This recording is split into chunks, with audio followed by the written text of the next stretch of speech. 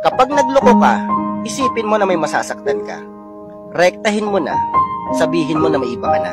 Hindi yung pagdudusahin mo pa sa sakit yung lulukohin mo. Ano? Hindi mo masabi. Kasi, kapag nag-fail ka sa bago mo, may reserba ka pang babalikan. Wow! Ang galing. Ikaw na tong nagloko, ikaw pa tong may babalikan. Sana bago kayo magloko, alalahanin nyo na meron kayong maaapektuhan. Hindi yung sige lang kayo ng sige.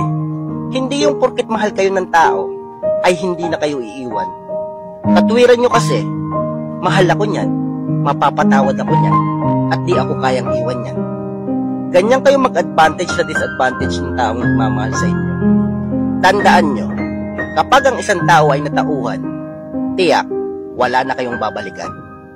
Maraming kabayaran ng pagluloko. Maaaring mawala sa inyo yung kahuli-huli ang taong magmamahal sa inyo ng totoo. Or, lokohin din kayo ng taong ipinalit nyo. Kaya bago kayo magloko, isipin nyo yung mawawala sa inyo. Pero sa bagay, ano nga namang mawawala sa inyo? Mga wala namang kayong kwentang tao. Cheater is always a cheater. Patawarin mo man ng patawarin, ay magloloko pa rin.